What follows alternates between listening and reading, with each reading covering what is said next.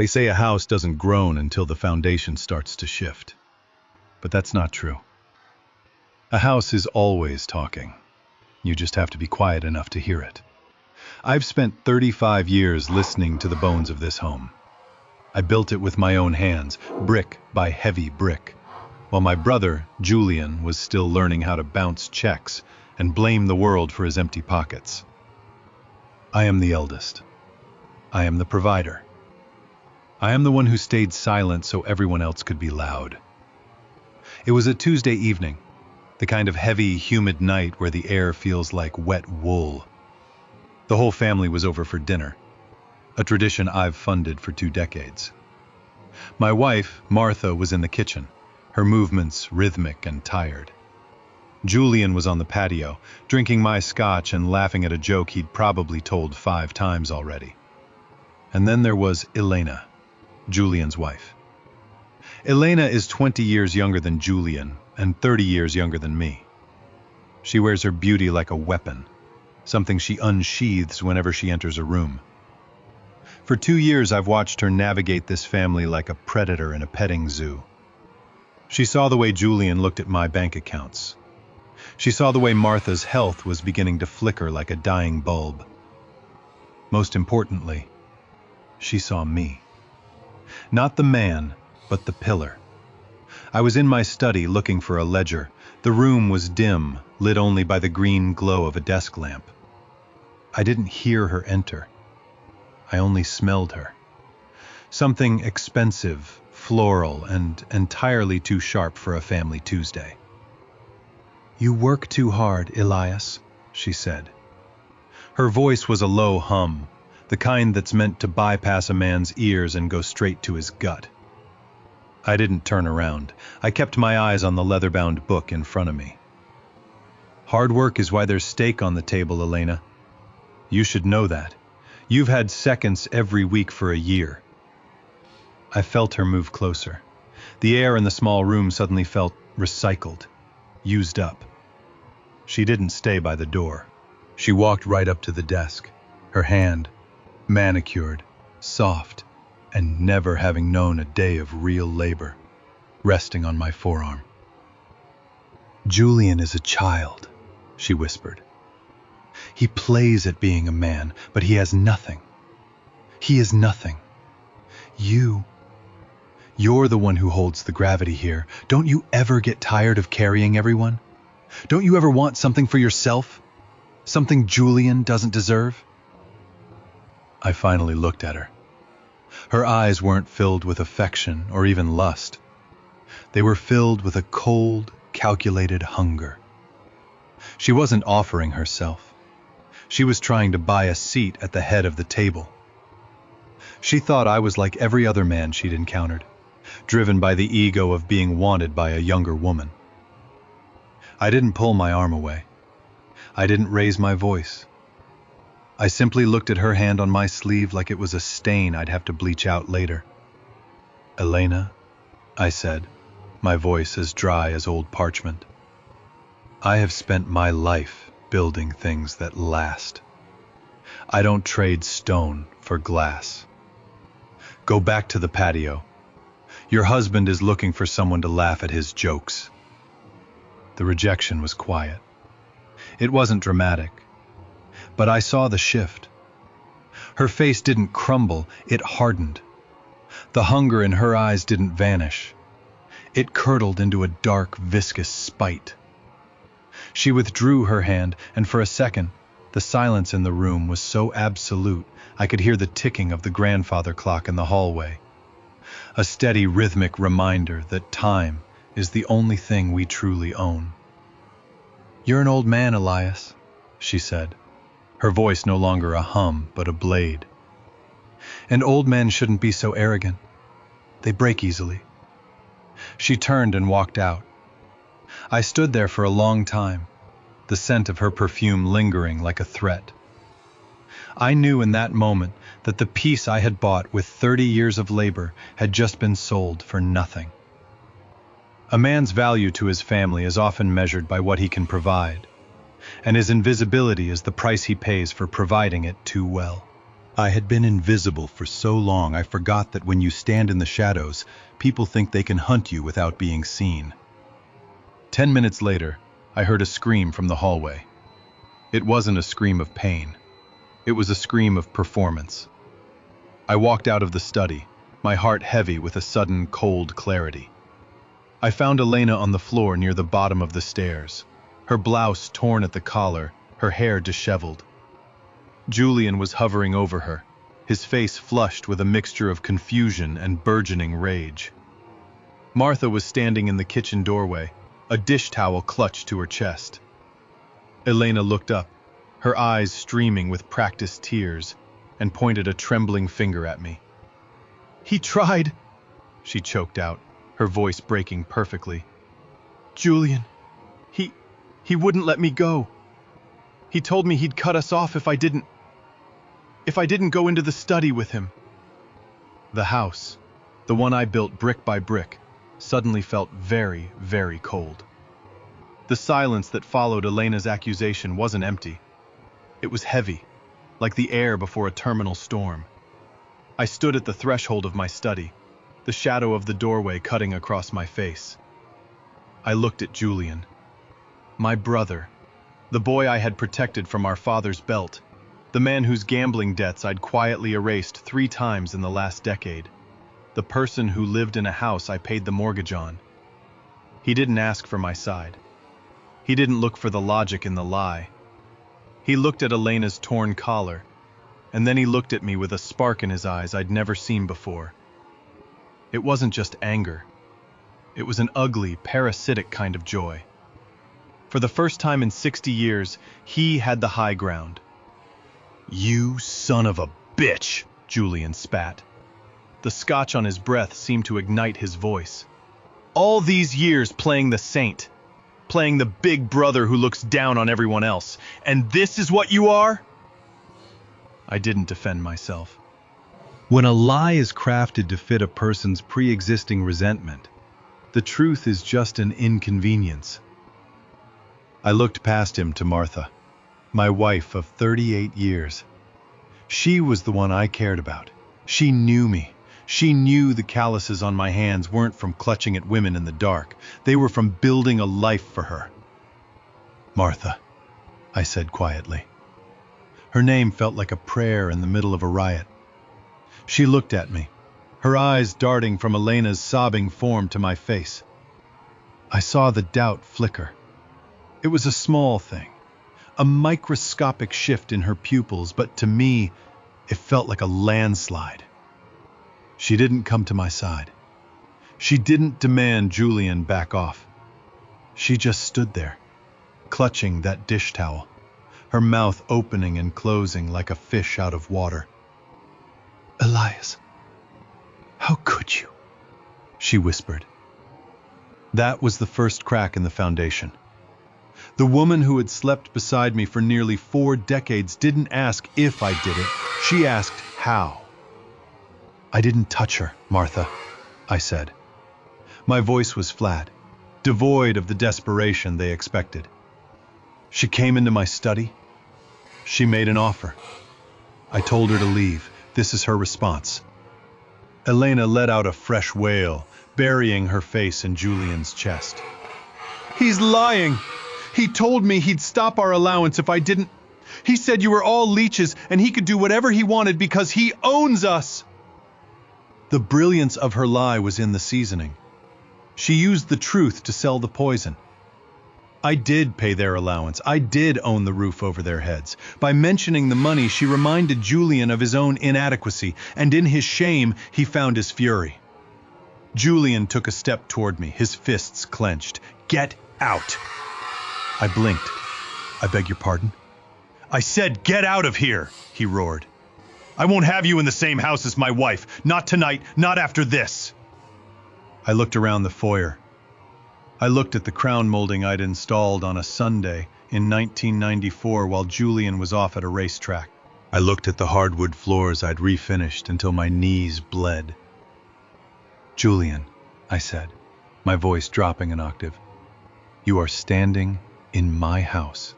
You are drinking my scotch. You are wearing a shirt I bought you for Christmas. If anyone is leaving, it's the people who don't belong here. Elias, please. Martha stepped forward, her voice trembling. Just go for the night. Go to a hotel.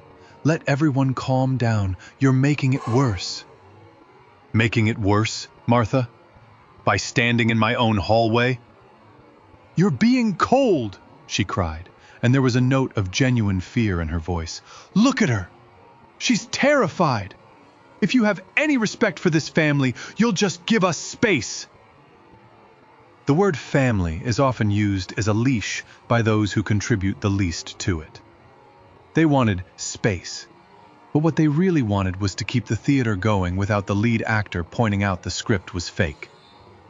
I looked at the three of them, Elena, the architect, Julian, the willing tool, and Martha, the witness who chose to blink.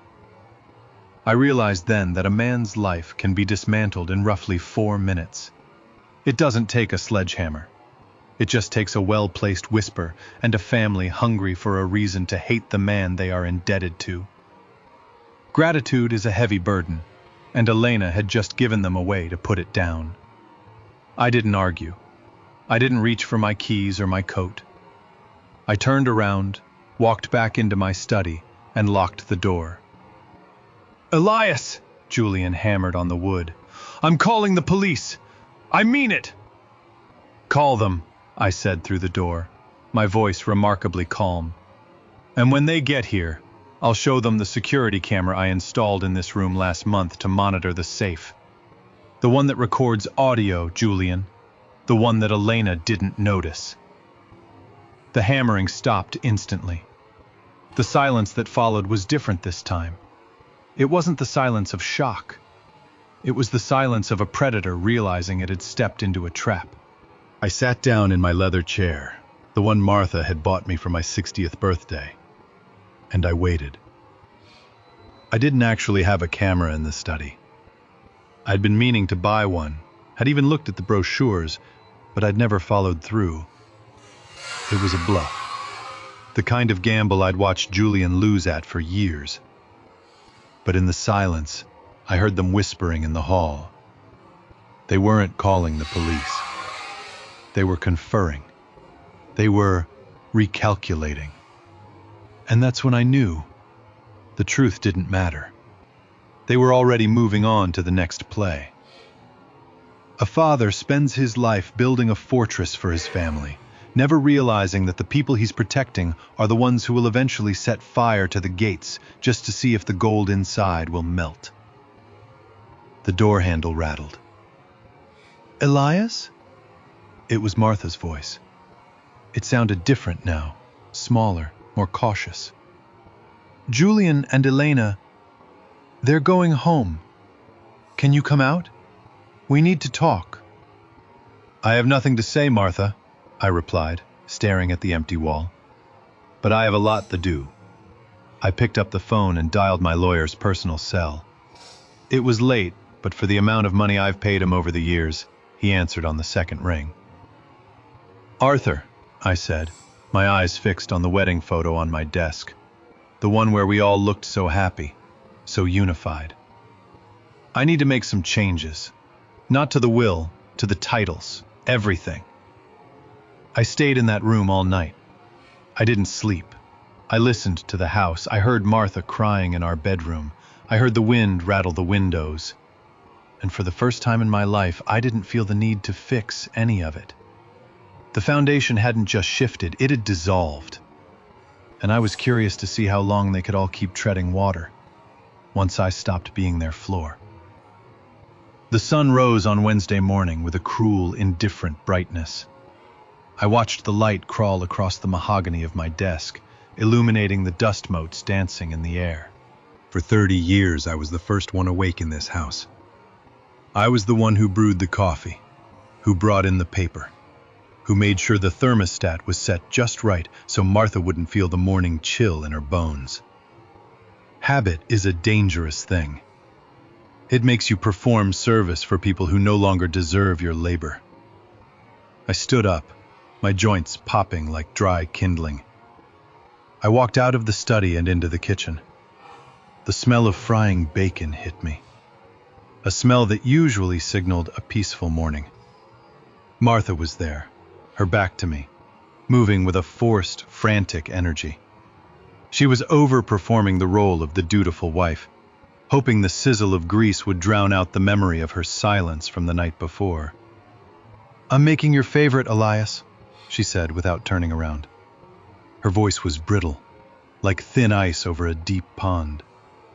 "Scrambled eggs with the chives from the garden. We need to eat. We need to keep our strength up." I sat at the head of the table. I didn't touch the coffee she placed in front of me.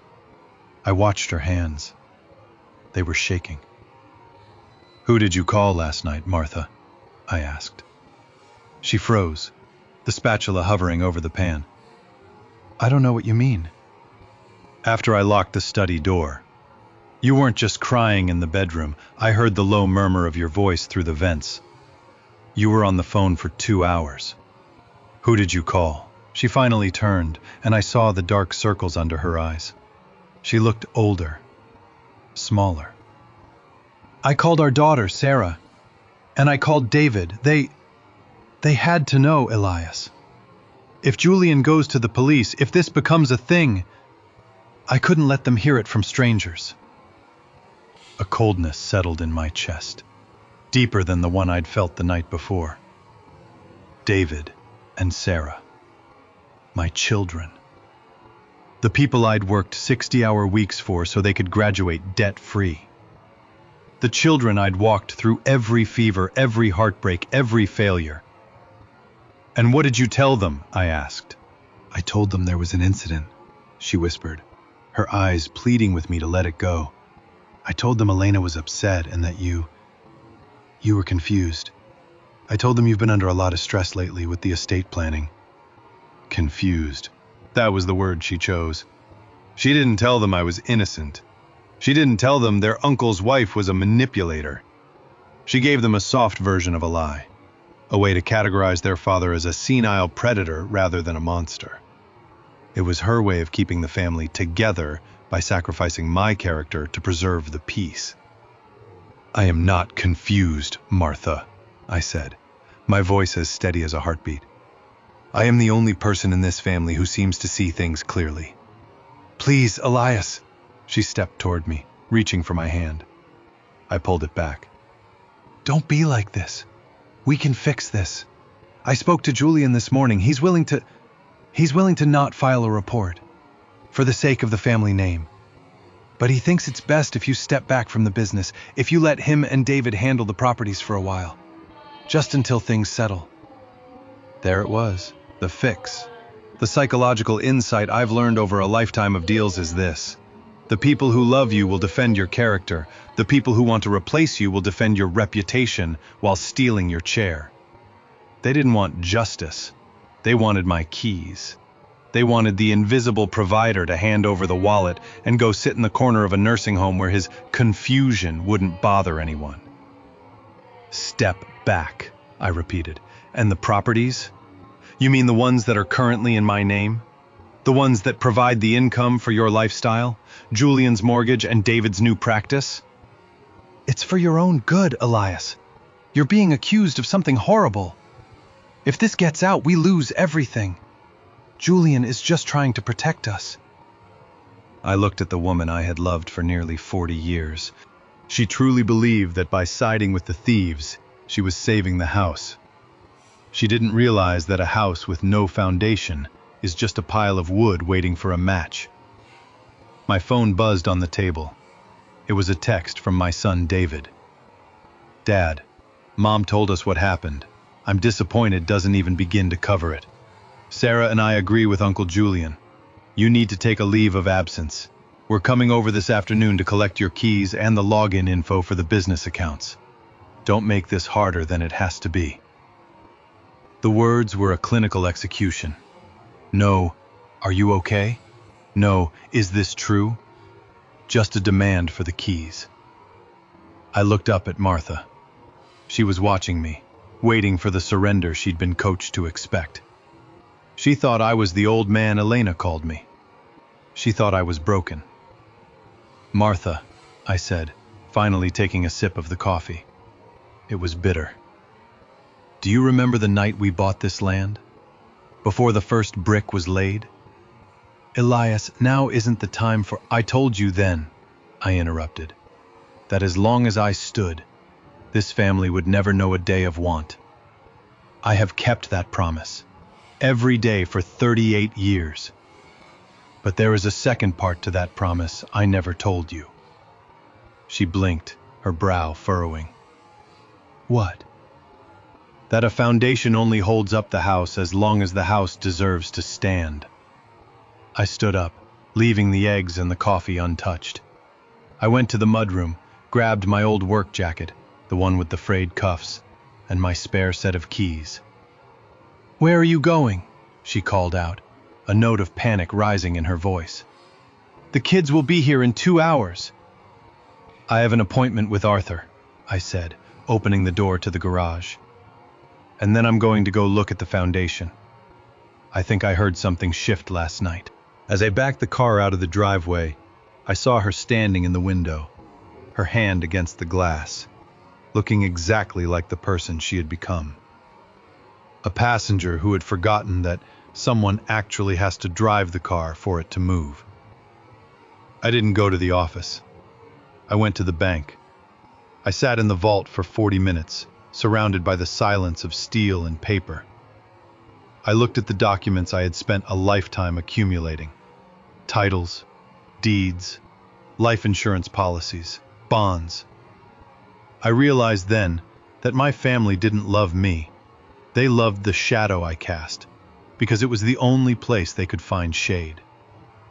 When I walked out of that bank, I wasn't carrying the business login info for David. I was carrying a small black USB drive and a legal envelope that would effectively turn the invisible foundation into a ghost. My phone buzzed again. A group chat. Julian, David, Sarah, and Martha. Julian. We're at the house, Elias. Where are you? We have the paperwork for the temporary power of attorney ready for you to sign. Let's do this quietly. I didn't reply. I drove to a small, nondescript diner on the edge of town, the kind of place where nobody knows my name. I ordered a black coffee and opened my laptop. I logged into the primary business account, the one they didn't know existed, the one that fed all the others. With 3 clicks, I severed the automatic transfers. The mortgage for Julian's house, canceled. The lease for David's medical office, canceled. The tuition payments for Sarah's graduate school, canceled. The credit card that Martha used for the family groceries and her weekly spa visits, deactivated. I felt no rush of adrenaline, no revenge high, just a profound, hollow sense of relief. It was like finally putting down a heavy suitcase I'd been carrying through an endless airport. I looked at the clock. In approximately 15 minutes, David's office manager would call him to tell him the rent check had bounced. In 20 minutes, Julian's bank would send him an automated alert. But it was the next realization that made my hand tremble slightly as I reached for my coffee. I looked at the folder Arthur had sent to my email while I was in the vault. It contained a set of photos Julian and Elena didn't know I had. Not from a camera in the study, but from a private investigator I'd hired 6 months ago, when I first noticed money disappearing from the petty cash accounts. The photos weren't of me and Elena. They were of Elena and my son, David. The diner was quiet, save for the hum of a refrigerator and the distant clink of a spoon against a ceramic mug. I sat in a vinyl booth that smelled of stale tobacco and old grease, staring at the screen of my laptop. The images were clear. High-definition betrayal. There was David, my son, the one I'd groomed to take over the firm, the one I'd called my greatest achievement, stepping out of a midtown hotel with Elena. In one photo, she was laughing, her hand resting on his chest in a way that was far more than familial. In another, they were in the back of a car, the silhouette of their embrace unmistakable. I felt a strange, detached numbness. It wasn't the searing heat of rage. It was the cold, heavy weight of a final truth. I realized then that Elena hadn't just tried to seduce me to get to the money. She had already secured the next generation. She had built a bridge to my fortune using my son's vanity and my brother's incompetence. And David? David wasn't just a victim of her manipulation. He was a willing participant in the erasure of his father. A man thinks he knows his children because he taught them how to walk. He forgets that he didn't teach them where to go once they left his sight. My phone began to vibrate on the table. It didn't stop. First it was David, then Julian, then a flurry of texts from Sarah. The financial blackout had hit. The invisible current that powered their lives, the one they never bothered to wonder about, had been switched off at the source. I didn't answer. I watched the phone dance across the table until it went dark.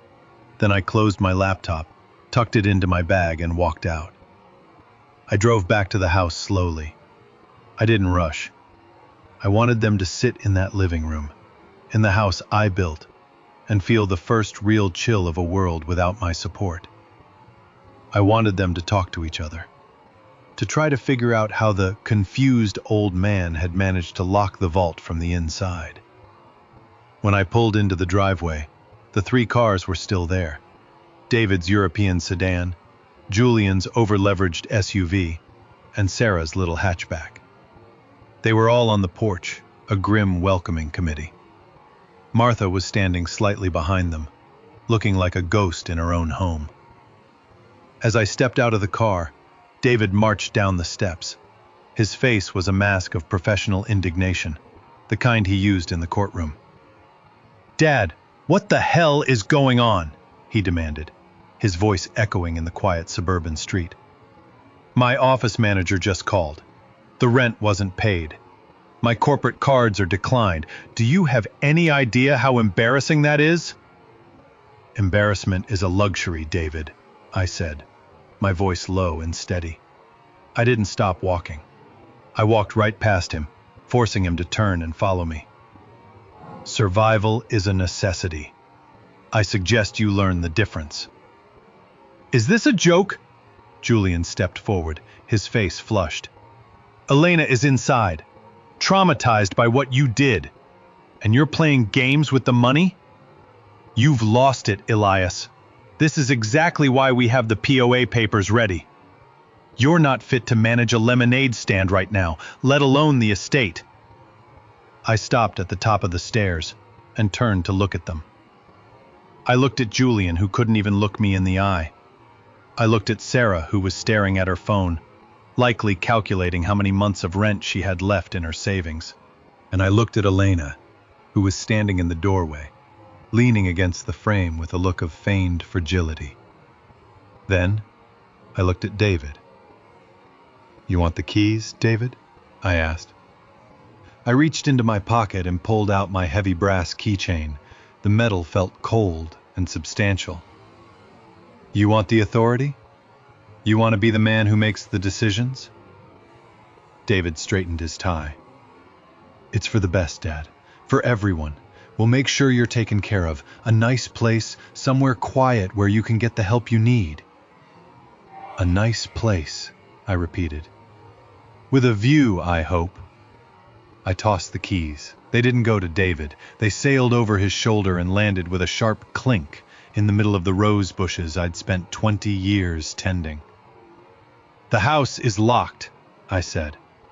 "I've changed the security codes. The accounts are frozen. The legal titles to the properties you're currently occupying are being transferred to a blind trust as of this morning. If you want access to anything at all, you'll have to go through Arthur." "You can't do that," Sarah cried, finally looking up. "I have finals next week. I can't be worried about my tuition." "You're 24, Sarah," I said. "You've had a free ride for 24 years. Perhaps it's time you felt the friction of the road." "Elias, stop this," Martha finally spoke, her voice cracking. She stepped forward, her eyes filled with tears.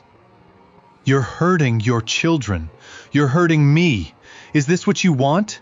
To be a king in a kingdom of one? Just sign the papers and we can go back to how things were." I looked at Martha, and for a fleeting second I felt a pang of the old love. But then I remembered the way she stayed silent when Elena accused me. I remembered her calling me confused to our children. "Things will never be how they were, Martha," I said. "Because I've finally stopped being the person you all needed me to be. I've stopped being the floor, and as you're about to find out, when the floor disappears, everyone falls." I turned to Elena. She hadn't said a word. She was watching me with a strange, shimmering intensity. She knew. She saw it in my eyes. The fact that I didn't just reject her, I had unraveled her. "Elena?" I said softly. She tilted her head. "Yes, Elias? I hope you're as good at being poor as you are at being a victim. Because Julian doesn't have a cent that isn't mine. And David?" I paused, letting the silence stretch until David shifted uncomfortably. "David is about to find out that his future was built on a foundation of my grace. And my grace has just run out." I didn't wait for a response.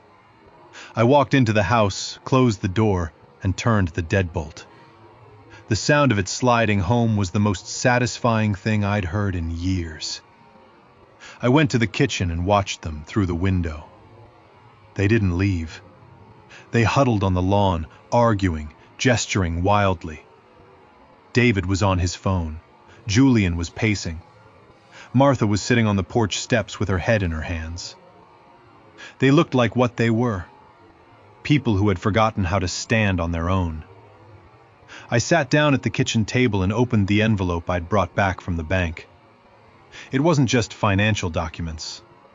It was a letter I'd written to myself 10 years ago, on the day my own father died. He had told me, on his deathbed, that a family is like a garden. You have to pull the weeds before they choke the life out of the fruit. I had been too kind. I had let the weeds grow until they were the only things left. But the most devastating blow wasn't the money. It wasn't the house. I picked up my phone and sent a single file to Julian. It was the photo of his wife and his nephew outside the hotel. I waited. 3 minutes passed. The silence inside the house was absolute, but outside, I heard the first notes of the collapse. It wasn't a scream. It was the sound of Julian's SUV door slamming, and the low, guttural roar of a man who had just realized that the brother he hated was the only one who hadn't been lying to him. But then, my front door didn't just rattle. It shuddered under the weight of a heavy blow. "Open the door, Elias!" Julian's voice was unrecognizable, a jagged edge of pure, unadulterated pain. "Open the door right now!" I didn't move. I watched the dust shake off the door frame. The psychological insight of the night was this. When you reveal a secret that destroys a family, they don't blame the person who committed the sin. They blame the person who turned on the light. I wasn't their father or brother anymore. I was the man who had destroyed the illusion, and in their world, that was the only sin that mattered.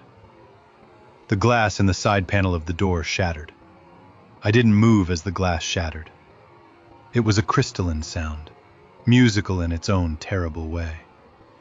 A jagged shard fell to the hardwood floor, spinning like a coin before settling. Then came the hand. Julian's hand, thick-fingered and trembling, reaching through the hole to find the deadbolt. He was bleeding. A thin trail of red traced a path down his wrist, staining the white sleeve of his expensive shirt. "Julian, stop!" I heard David scream from the lawn. It wasn't the scream of a son worried about his uncle's hand. It was the scream of a man watching his own execution. I stood in the center of the foyer, 5 feet from the door. I didn't reach for a weapon. I didn't reach for the phone. I simply watched the lock turn. The mechanism clicked, a sound I had heard every night for decades as I secured my family's safety. Now, it was the sound of the world's end. The door swung open, hitting the wall with a hollow thud. Julian stood there, his chest heaving, the phone still clutched in his left hand. His eyes were wild, darting from me to the screen of the phone, where the image of his wife and my son remained illuminated like a digital brand. "Is it true?" he croaked. He didn't ask about the money anymore. He didn't ask about Elena's trauma. The truth had a way of stripping away the secondary lies until only the bone was left. "I don't deal in fiction, Julian," I said. "You know that. I've spent 40 years dealing in audits, balances, and hard numbers. A camera doesn't have an agenda. It only has a lens." Julian turned slowly. Behind him, on the porch, Elena had backed away. She looked like a cornered animal, her carefully cultivated mask of victimhood finally dissolving into something sharp and ugly. David was at the bottom of the steps, his face pale, his hands raised in a pathetic gesture of defense. "Uncle Julian, listen to me," David started, his voice cracking. "It's not what it looks like. He's manipulating you. He's trying to tear us apart because he's losing control." "I saw the date on the photo, David!" Julian roared. It was a sound of pure, unadulterated grief. "October 14th. That was the day of your mother's birthday dinner. You left early because you said you had a case to prepare for. You went from your mother's table to a hotel room with my wife?" The silence that followed was suffocating. Martha, who had been sitting on the steps, stood up. She looked at David, then at Elena, and finally at me. Her face was a map of sudden, horrific realization. The psychological insight I've carried is this: betrayal is rarely a surprise. It is a series of ignored red flags that we call trust because we are too afraid of the alternative. "Martha," I said, my voice cutting through the heavy air, "you wondered why I was confused. You wondered why I was being cold. Tell me, did you really not see it? Or did you just decide that a comfortable lie was worth more than a husband's dignity?" Martha's lip trembled. She didn't look at me. She looked at her son, her golden boy, the one she had always favored, the one she had protected from my sternness for 30 years. "David?" she whispered. David didn't answer. He looked at the ground. His silence was the loudest thing in the neighborhood. "I'm calling the police!" Sarah cried out from the lawn, her voice high and hysterical. She was holding her phone, her thumb hovering over the screen. "You're all crazy! Dad, you've ruined everything! Why couldn't you just leave it alone? Why did you have to show him?" It was a fascinating reaction. Sarah wasn't angry at the affair. She wasn't angry at the betrayal. She was angry at the revelation. She was angry that her comfortable ecosystem of secret sins and public appearances had been disrupted. She was the perfect product of a family that valued the image of a home more than the people inside it. "Call them, Sarah," I said, finally stepping toward the door. "Tell them your uncle broke into my house. Tell them your brother is a tenant who hasn't paid his rent. Tell them whatever you like. But do it from the sidewalk. This house is closed for the season." Julian took a step toward Elena. He was a broken man, a man who had spent his life leaning on a brother he hated, only to find out the people he loved were picking his pockets and mocking his name. "Julian," I said. He stopped, his shoulders slumped. "There's a bottle of the good scotch in the study," I told him. "The one you like, the one you think I don't know you steal glasses from when I'm not looking. Take it. Go to a hotel. Do not go back to your house. I've already sent the eviction notice to the occupants of that property." It's effective immediately. Elias. Julian looked at me, and for a second, I saw the little boy I used to pull out of scrapyard fights. I didn't know. I know you didn't, I said. That's been your problem your whole life, Julian. You never want to know, you just want to have. I walked past him onto the porch. I looked at the group assembled on my lawn, my family, the people I had carried on my back until my spine was permanently curved. They looked like strangers.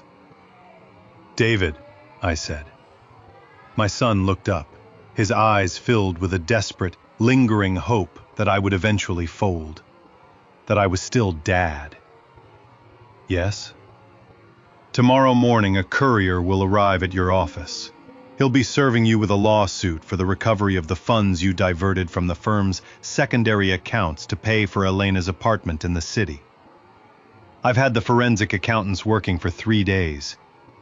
You didn't just sleep with your uncle's wife, David. You stole from the man who gave you your career.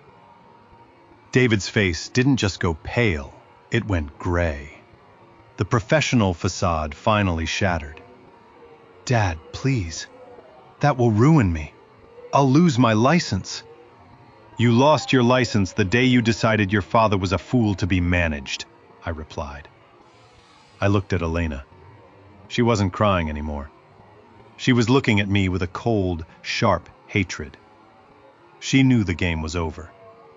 She had bet on the son's greed and the brother's weakness, but she had forgotten that the old man still held the deed.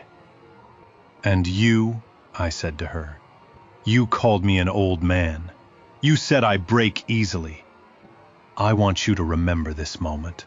I want you to remember it when you're looking for a place to stay tonight. I am the only thing that kept you in silk and pearls, and I am the thing that just took them back. I turned to Martha. She was the hardest part. The woman who had been my North Star for a lifetime. Martha, you can stay tonight, I said, my voice finally softening, though it remained firm. I won't put you out in the street. But tomorrow, there will be a car here at 10 o'clock. It will take you to your sister's house. My lawyers will contact you there. Elias, you're divorcing me? She gasped, her hand going to her throat. No, Martha, I said, stepping back inside the house. I'm just doing what you asked. I'm giving you space. I'm giving you all the space in the world. I'm moving out of the way so you can finally see the people you've been defending. I closed the door. This time there was no glass to reach through. I leaned my back against the wood and listened. Outside, the shouting started again. Julian was screaming at Elena. David was trying to plead with his mother. Sarah was crying about her car payment. It was a symphony of collapse. And in the center of the house I built, in the silence of the foyer, I realized the most devastating truth of all. The only thing more lonely than being the man who provides everything is being the man who provides nothing at all. I went to the kitchen and made a pot of tea. My hands didn't shake. I sat in the dark watching the steam rise as the flashing lights of a patrol car began to dance against the kitchen wallpaper. The neighbors were watching. The town would know. The reputation was gone, and for the first time in 38 years, I felt like I could finally breathe. The blue and red lights didn't feel like a rescue. They felt like a spotlight on a crime scene I'd been living in for years. The strobing colors bounced off the pristine white siding of the house, bleeding into the living room and turning the family portraits on the wall into flickering, distorted ghosts. I didn't get up from the table. I watched the steam curl from my tea, a slow and deliberate spiral. Outside, the neighborhood was waking up. I could see Mrs. Gable from 2 doors down, standing on her porch in a floral robe, her hand shielding her eyes from the glare. For 30 years, we were the gold standard of the block, the Sterlings, the family with the manicured lawn, the successful children, and the marriage that never seemed to fray. In 10 minutes, that reputation had been ground into the gravel of my driveway. A heavy knock sounded at the door. Not the frantic, desperate pounding of my brother, but the measured, authoritative rap of someone doing a job. I stood up, smoothed the front of my shirt, and walked to the foyer. I stepped over the shattered glass. I opened the door. Officer Miller was standing there. I'd known him since he was a cadet. I'd donated to the police gala every year and even helped his father settle a land dispute back in '08. He looked at the broken glass, then at me, his expression a mix of professional neutrality and deep, personal awkwardness. "Mr. Sterling," he said, touching the brim of his hat. "We got a call about a domestic disturbance, a possible mental health crisis." I looked past him. On the lawn, David was talking to the second officer, his gestures wide and frantic. He was doing it. The confused old man play. He was trying to use my own age as a cage. "I'm fine, Greg," I said quietly.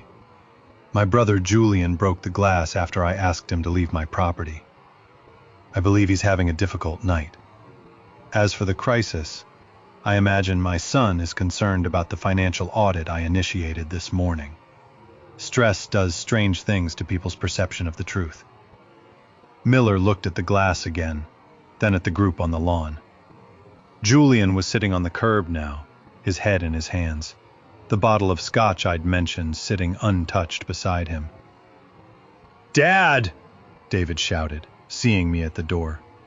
He tried to push past the other officer. "Officer, you have to listen. He's not himself. He's been hallucinating, making up stories about affairs and embezzlement. He's a danger to himself. We need to get him evaluated." The psychological insight I've lived by is this: when a man's lies are exposed, his first instinct isn't to repent. It's to declare the person who caught him insane. If you can't disprove the evidence, you must destroy the witness.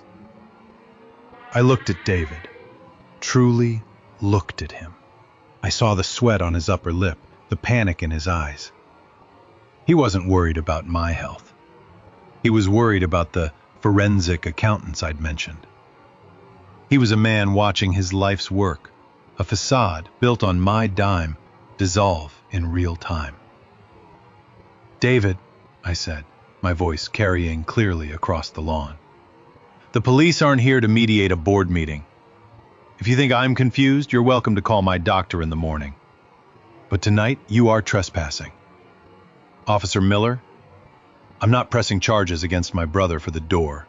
I'll chalk that up to family grief. But I would like everyone cleared off my property. Now." "Mr. Sterling, are you sure?" Miller asked, his voice low. "Your wife, she said things were getting out of hand." I looked at Martha. She was standing near the police cruiser, her arms wrapped around herself. She looked at me, and for the first time in my life I saw her as a stranger. She was part of the machinery now. She had chosen her side, and it wasn't the side of the man she'd shared a bed with for nearly 4 decades. She had chosen the side of the children she had spoiled, because they were the only legacy she felt she had left. "My wife is tired, Greg," I said. "It's been a long night for all of us, but yes, I'm sure. I'd like my house back." The process took 20 minutes. It was a quiet, clinical dispersal. Miller was respectful but firm. I watched from the doorway as they were guided toward their cars. Julian didn't look at me as he got into his SUV. Elena was already in the passenger seat staring straight ahead, her face a mask of cold fury. She didn't look like a victim anymore. She looked like a soldier who had lost a battle but was already planning the next campaign. David was the last to leave. He stood by his car, his hand on the door, looking back at the house. "You're going to be alone, Dad," he yelled. "Do you hear me? You think you've won? You've just built yourself a tomb. Nobody is coming back. Not Sarah, not Mom, not me. You can sit in there with your money and your ledgers until you rot." I didn't respond. I simply waited until his taillights faded into the distance. The silence that returned to the house was different than the silence of the morning. It was a heavy, ringing silence, the kind that follows a controlled demolition. I walked back inside and closed the door, though the broken glass meant the cold night air still whistled through the foyer. I went to the kitchen. Martha was gone. She had taken a small bag, mostly her jewelry and a few changes of clothes, and left with Sarah. The house felt cavernous. I sat back down at the table. My tea was cold. I picked up my phone. I had 3 missed calls from David's law partner and a dozen texts from people I didn't want to talk to. But there was one email that mattered. It was from Arthur, my lawyer. Elias, the trust documents are being processed. The invisible foundation is now legally severed from the primary estate. As of midnight, the following properties have been flagged for structural audit and liquidation: the medical office on 4th, the condo in the city, and the lake house. Also, I've received a very interesting call from a bank manager regarding your son's emergency withdrawal attempt an hour ago. He's trying to drain the joint operating account. I blocked it. I closed my eyes. A father's job is to protect his children from the world. But what happens when the father has to protect the world and himself from his children? I realized then that David's words on the lawn weren't a threat. They were a prophecy. I was alone. But for the first time in years, the air I was breathing belonged to me. I wasn't breathing for Julian's debts. I wasn't breathing for David's ego. I wasn't breathing for Martha's comfort. I got up and walked through the house, turning off the lights one by one. I reached the master bedroom.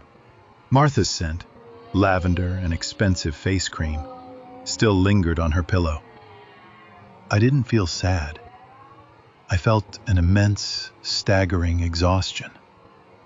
I laid down on my side of the bed, the side I hadn't moved from in 38 years. I looked at the digital clock on the nightstand. 3:14 a.m. In 6 hours, the banks would open. In 8 hours, the lawsuits would be served. In 12 hours, the invisible foundation would be completely gone. And then, the real test would begin. Because a family that only stays together for the sake of the house usually finds that once the walls start coming down, they have no idea how to talk to each other in the debris. I was almost asleep when my phone buzzed one last time. It was an unknown number. I picked it up. "He doesn't know, Elias," a woman's voice whispered. It was Elena. She sounded calm, almost conversational. "David thinks he's the only one who has secrets. But I have the records. I have the recordings of the meetings you didn't know about, the ones Julian was part of too." I sat up in the dark, the sheets pooling around my waist. "What are you talking about, Elena?" "The accident 3 years ago, Elias, the one at the construction site that you settled quietly to save the family name. They didn't settle it. They kept the money you gave them for the family of the deceased. They kept all of it." The world tilted. The accident. A young man, a laborer, had fallen when a scaffolding collapsed on one of our development sites. I had been devastated. I had authorized a massive private settlement to the widow to ensure she was taken care of for life. I had trusted David to handle the legalities. I had trusted Julian to manage the payout. "They used your grief to buy their loyalty, Elias," Elena said, and I could hear the smile in her voice. "And if you go through with these lawsuits, I'll make sure the world knows that the great silent patriarch didn't just provide for his family. He helped them cover up a theft from a dead man's widow." The foundation hadn't just shifted. It was built over a grave I didn't know I'd dug. I hung up the phone. The dial tone didn't follow. There was only the hollow, dead silence of a disconnected line. I sat on the edge of the bed, the weight of Elena's words pressing down on me like a physical hand. The accident. 3 years ago. His name was Leo Rossi.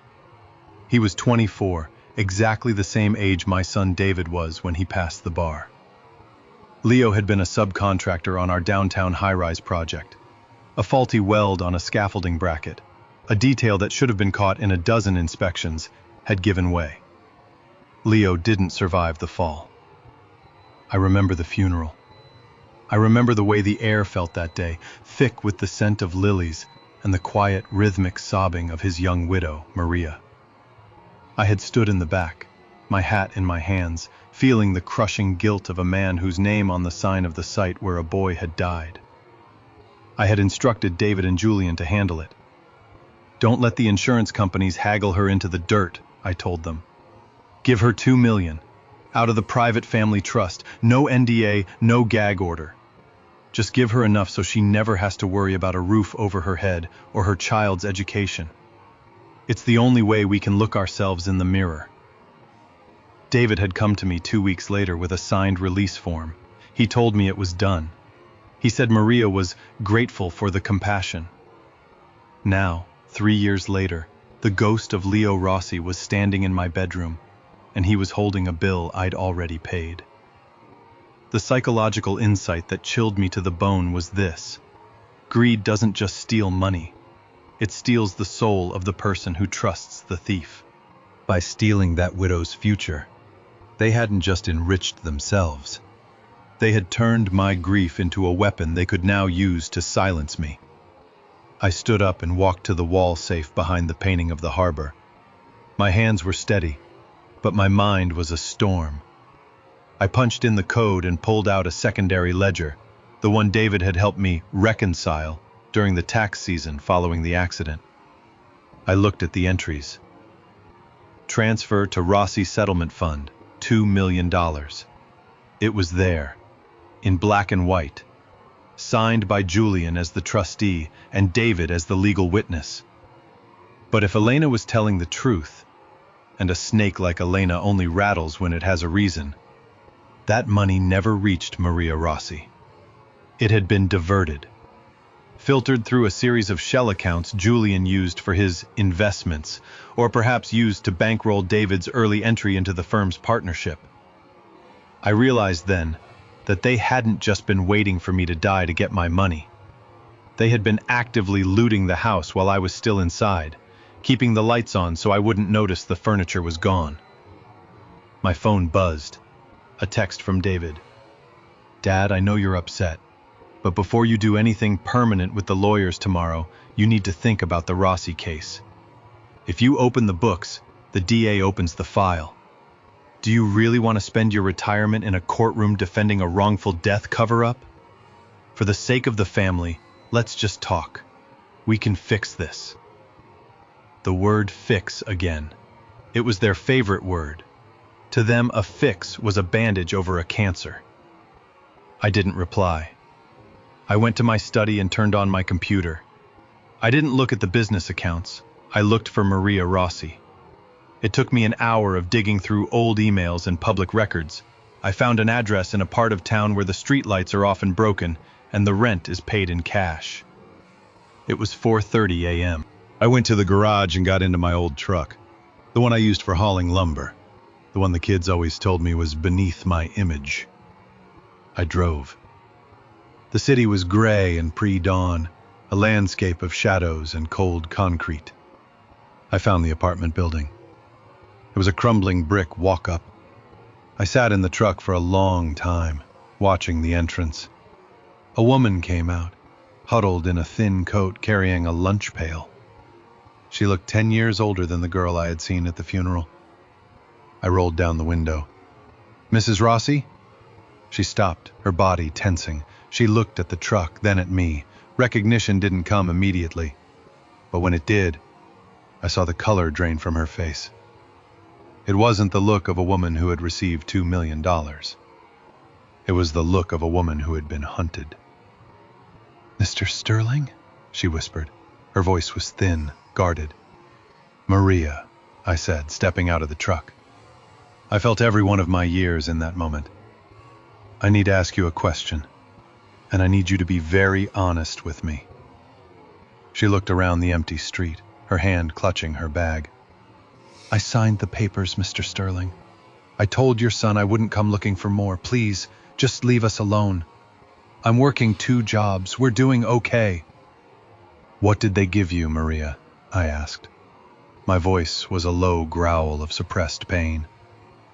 When you signed those papers 3 years ago, how much did they give you? She hesitated, her eyes filling with a sudden sharp moisture. They said it was all there was. They said because Leo was a contractor, the company wasn't liable. But your son, he said he felt bad for me. He said he talked you into giving me $50,000 out of your own pocket.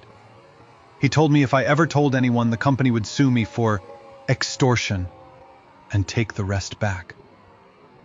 50,000 out of 2 million. The remaining $1,950,000 had disappeared into the pockets of my own blood. They had threatened a grieving widow with extortion to keep her silent while they lived in the houses I bought them and drove the cars I leased for them. I felt a coldness settle over my heart that I don't think will ever thaw. Maria, I said, reaching into my pocket and pulling out my business card. I wrote a number on the back, not my office, but the private line to the one investigator I knew I could still trust. I am going to fix this. Not the way they fix things. The real way. What do you mean? She asked, her voice trembling. I mean that for 3 years I have been a blind man, I said. And my son and my brother have been the ones leading me. But the lights are on now. Go to work, Maria. Don't worry about the rent. Don't worry about the extortion. From this moment on, you are the most protected woman in this state. As I drove away, I saw her standing on the sidewalk, looking at the card like it was a message from a ghost. I didn't go back to the house. I drove to a 24-hour diner near the courthouse. I ordered a black coffee and sat in the back booth. I pulled out my phone and dialed David. He answered on the first ring, his voice smug, thinking he had won. Dad, I knew you'd see reason. We can meet at the office at 9? We'll clear up the misunderstandings with the accounts and... I just saw Maria Rossi, David, I interrupted. The silence on the other end was so absolute, I thought the call had dropped. Then, I heard his breath. Shallow, panicked. Dad, listen, Julian was the one who... Don't, I said. Don't you dare blame your brother for a crime you drafted the contracts for. You didn't just steal from me, David. You stole from a dead man. You weaponized my name to terrify a woman who lost her husband. Elena told you, David hissed, his voice dropping the son act and turning into the predator he truly was. That bitch. She doesn't realize she's going down with us. Oh, she realizes, I said, but she thinks she can blackmail me. She thinks I care more about my reputation than I do about the truth. She thinks I'm like you. If this goes public, you're an accessory, Dad. You signed the tax returns. You're the CEO. You'll go to prison at 70. Do you think you can survive that? I've survived 30 years of living with you people, I said, watching the sun finally break over the horizon, hitting the cold glass of the courthouse across the street. Prison will be a vacation compared to the company I've been keeping. I hung up. I realized then that the silent patriarch had one final duty.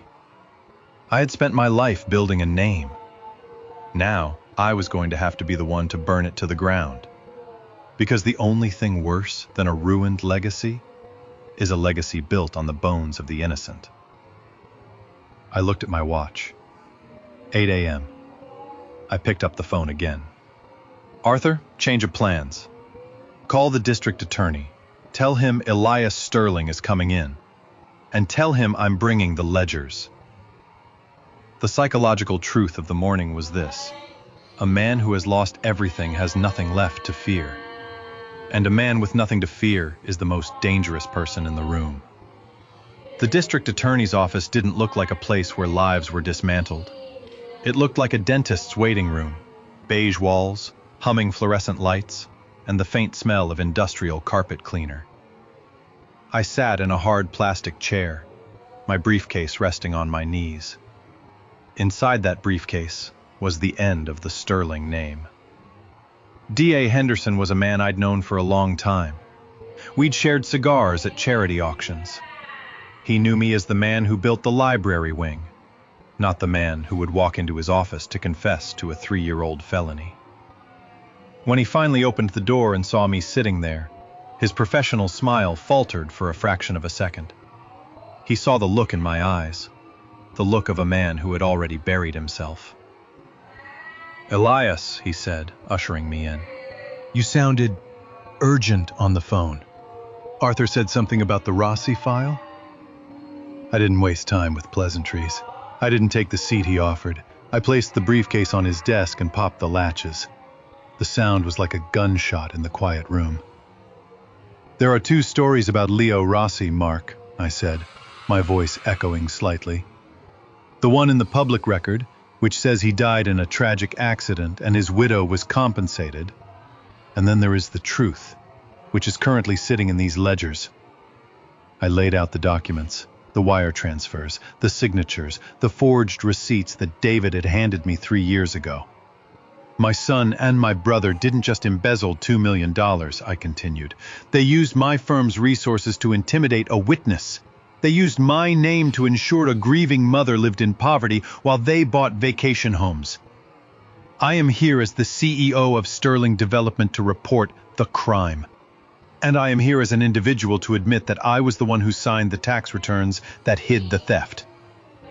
Henderson leaned over the papers, his brow furrowing as he scanned the numbers. He was a prosecutor. He could see the blood on the ink immediately. He looked up at me, his face grave. "Elias, do you understand what you're doing? Even if you didn't know the money was being diverted, the negligence alone, the DA's office can't just ignore the CEO's signature. If I open this case, I have to go after everyone, including you." "I'm 72, Mark," I said. "I've spent 40 years building a house for people who couldn't wait to see me dead inside it. If the price of justice for Leo Rossi is the rest of my life in a cell, I consider it a bargain." Before he could respond, my phone began to ring. It was Martha. I silenced it. It rang again immediately. Then a text popped up on the screen, visible on the desk. "Elias, don't do it. I'm at the courthouse. Please. If you love us, come outside." I looked at the window. Down below in the parking lot, I saw Martha's car. She wasn't alone. David was there, pacing. Sarah was there, looking terrified. They were waiting for me. They had figured out where the silent patriarch had gone to commit his final act of defiance. "Give me 10 minutes, Mark," I said. "I need to speak to my wife." I walked out of the building and into the bright, biting morning air. The sun was too high, too loud. Martha saw me first and ran toward me, her face a mask of desperation. David stayed back by the car, his arms crossed, his eyes darting around like a cornered rat. "Elias, stop this madness," Martha cried, grabbing my coat sleeves. "I talked to David. He explained everything. It was a mistake, a clerical error.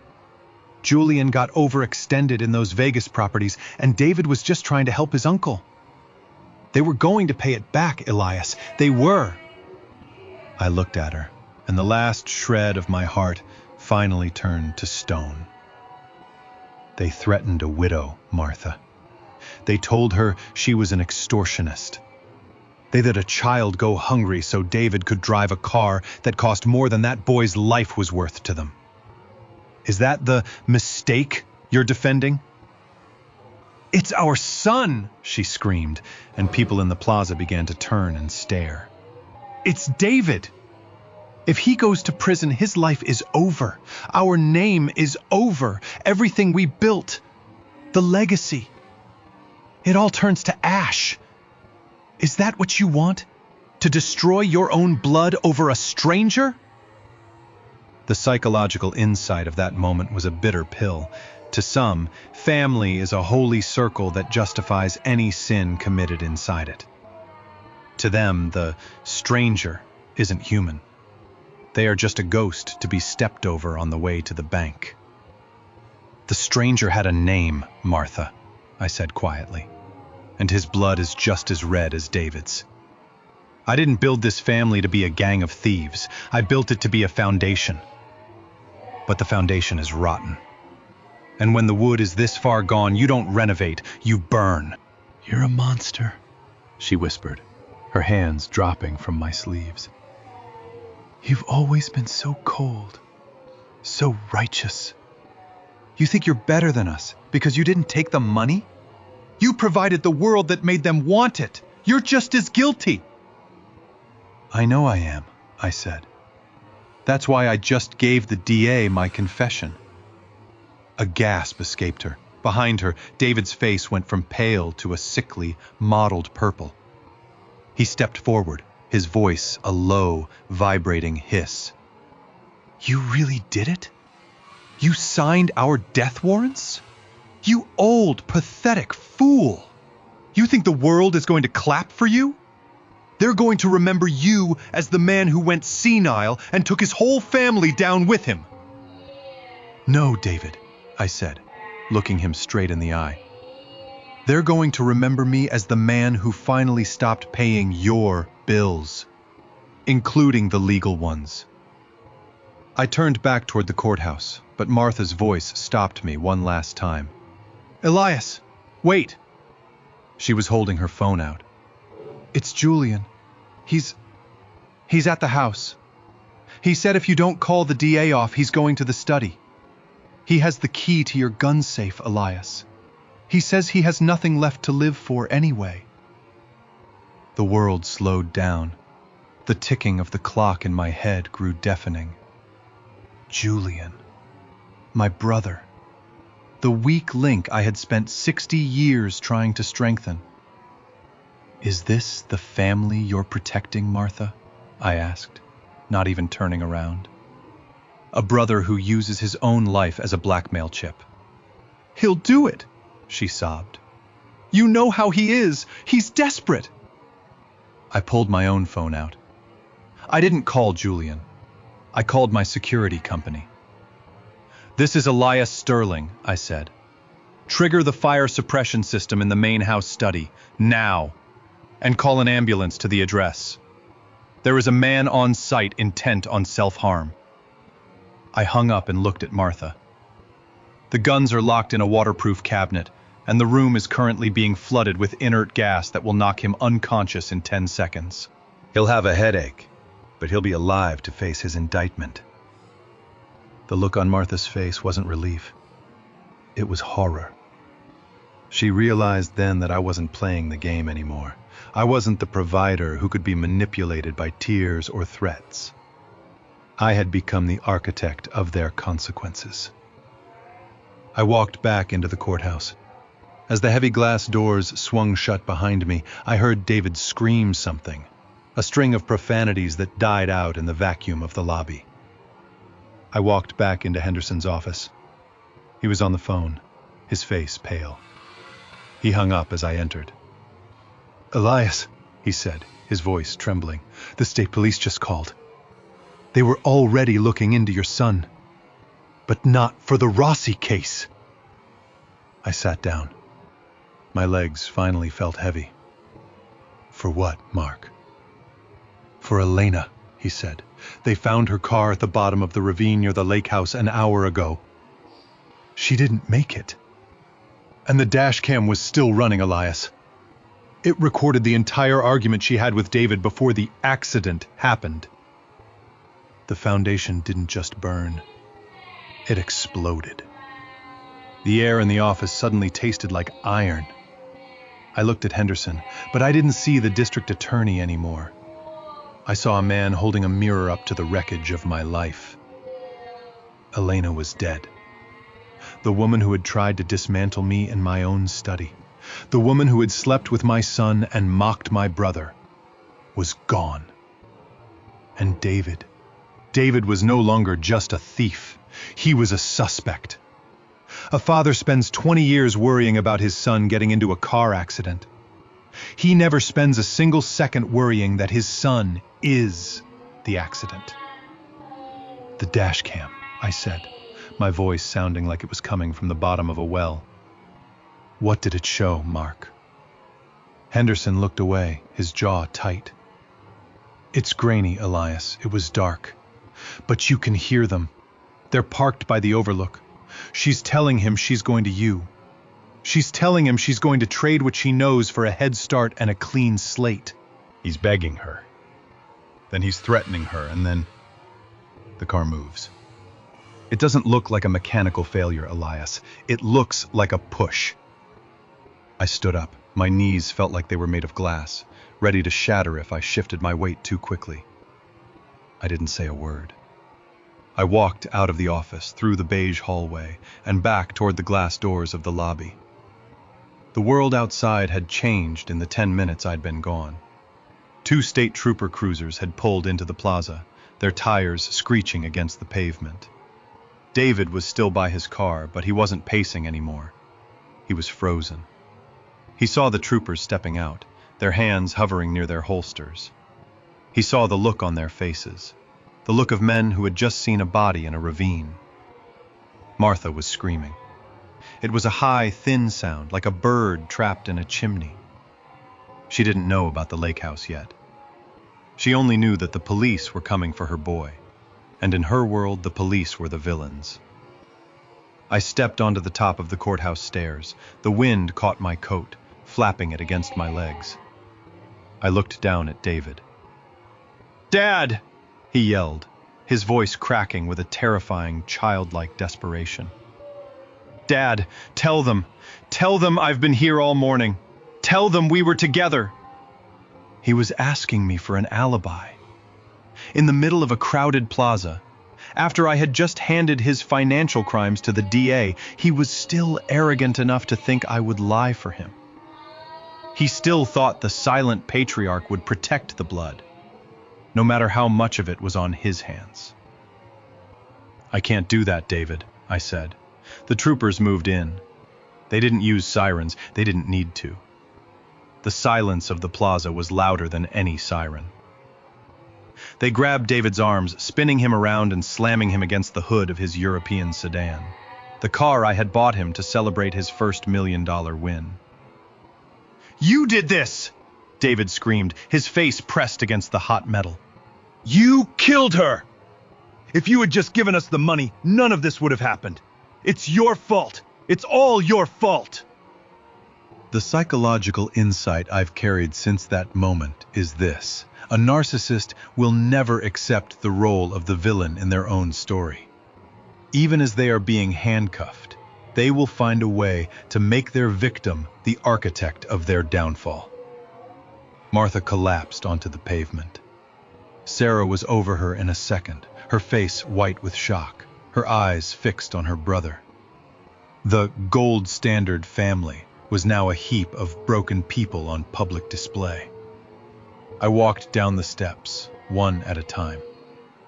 I felt every year, every hour of overtime, every silent sacrifice I'd ever made. Each step felt like I was walking away from the person I used to be. I reached the bottom and stood 5 feet from my son. The troopers were reading him his rights. David was sobbing now, not the sob of a man who regretted his sins, but the sob of a man who realized the world had finally stopped bending to his will. "I loved you, David," I said quietly. He looked up at me, his hair disheveled, a smear of grease on his cheek from the car. For a second, just one fleeting second, I saw the toddler he used to be. I saw the boy I'd taught to tie his shoes. "Then save me," he wheezed. "Dad, please, save me." "I am saving you," I said. "I'm saving you from the man you've become. The only way to do that is to let you face the truth." I turned away. I couldn't look at him anymore. I walked toward Martha. She was sitting on the ground, Sarah's arm around her. She looked up at me, and the hatred in her eyes was so pure, it was almost beautiful. "You've destroyed us, Elias," she whispered. "You've finally done it. You're the only one left standing. I hope the silence is everything you wanted." "The silence was always there, Martha," I said. "You just didn't notice it because I was the one keeping the noise out. Now you'll have to learn to listen to it." I didn't help her up. I couldn't. The distance between us was no longer a crack in the foundation. It was a canyon. I walked past them, toward my truck. As I reached the door, my phone buzzed. It was a notification from my home security system. "Medical alert, main house. Pulse detected. Subject conscious." Julian was awake. The gas had done its job. He was alive, and the police would be there soon to take him to the same station where David was headed. The two men who had spent their lives feeding off my strength would finally have to find their own. I got into the truck and started the engine. The radio was off. The windows were up. I sat there for a moment, my hands on the wheel. I thought about Leo Rossi. I thought about the $2 million. I thought about the widow who was currently working 2 jobs while her son's future was being used to fund a murder. I realized then that the story wasn't over. The money was gone, spent, hidden, or laundered by Julian and David. The trust was empty. If I wanted to pay Maria Rossi what she was owed, I couldn't just sign a check. I would sell the one thing I had left. The house. The house I built with my own hands. The house where I'd raised my children. The house where I'd spent 38 years believing I was building a legacy. I put the truck in gear and drove out of the plaza. I didn't head toward the house. I headed toward the real estate office of a man I'd outbid 20 years ago. I was going to dismantle the foundation myself, brick by brick, until the debt was paid.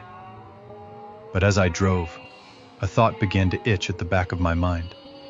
Something Elena had said on the phone. "I have the recordings of the meetings you didn't know about. The ones Julian was part of, too."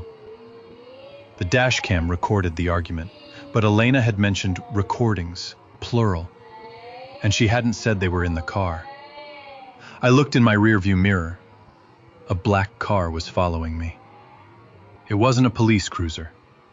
It was a nondescript sedan, keeping a steady distance. I realized then that David and Julian might not have been the only ones Elena was playing. A father knows his children, but a man who builds empires knows that when you take down the king, the vultures don't just fly away. They wait for the body to get cold. And I wasn't cold yet. I didn't speed up. I didn't pull a maneuver to lose the black sedan. I simply drove. When you've already watched your world collapse in the rearview mirror, a car following you doesn't feel like a threat. It feels like an appointment.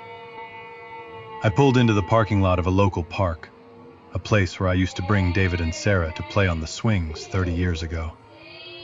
It was empty now, the plastic slides glistening with a thin coat of morning frost.